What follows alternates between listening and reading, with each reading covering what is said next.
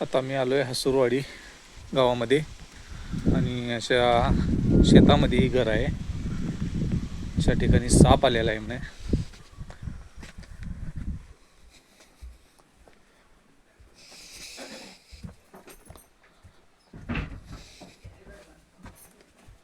शेतामध्ये राहायला आहे तुम्ही?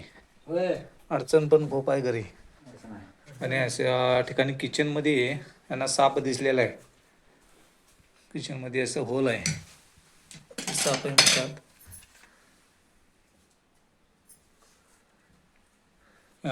फॅमिलीने कालपासून ह्या सापाला तिथंच बघितलेलं आहे, पण काही करू शकत नव्हते. माराय गावला नाही म्हणून मारला नाही काय? ते आतच बसलंय ना. नाही राहिलंच नाही ते. हा तेच की, त्याच्यामुळे राहिलाय तो. बघा किचनमध्ये अशा प्रकारे 2 दिवसापासून साप इथे बसलेला आहे या बिळामध्ये. सड्या का नाही सर? नाही का? साप पूर्ण माहिती द्या, सांगतो तुम्हाला सगळं.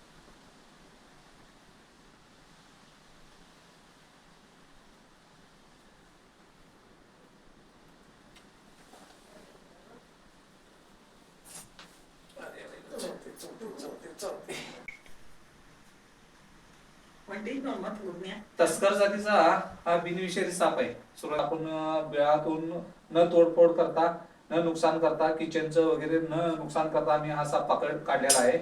आमचं टेक्निक वापरून सुरक्षितरित्या हा सापाला विजा न होता, त्यांच्या किचनला किंवा भिंतीला विजा न म्हणजे तोडफोड न करता हा साप बाहेर काढलेला आहे. आणि या शेतकऱ्यांचं होणारं नुकसान आम्ही टाळलेलं आहे. चला.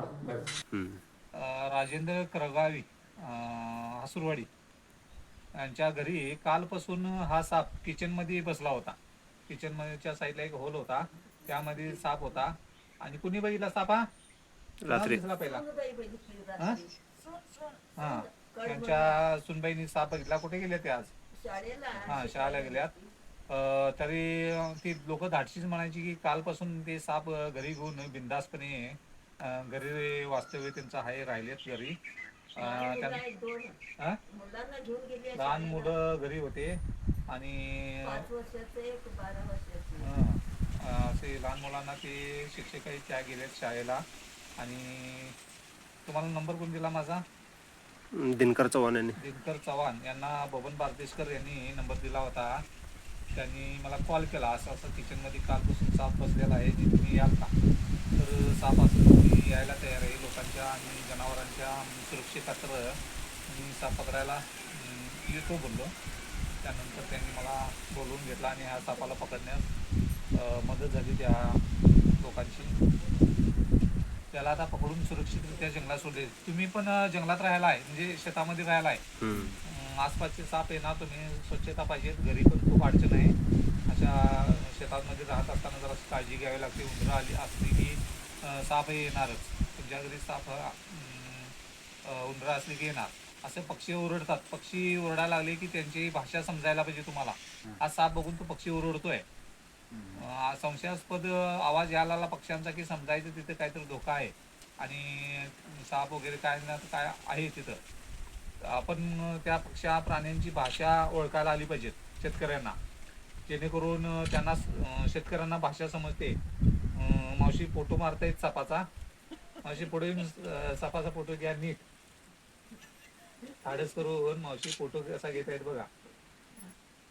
कुणाला पाठवता? सगळीकडे गुजरात पर्यंत ग्रुप आहे तुमचा? अरे वा. गुजरात पर्यंत हा साप आणि त्यांचे रात्री गुजरात मध्ये मारलंय बघा, काढलंय 2. हा चला याला आता पॅक करूया. शूटिंग करणार मावशी करा. मावशी पण धाडशी आहे की सापाच्या जवळ येऊन शूटिंग करते. बसा बसा बसा बसा मावशी. आणि मावशी खूपच धाडशी आहेत. इतक्या जवळ येऊन शूटिंग करायचं म्हणजे घाबरतात लोक.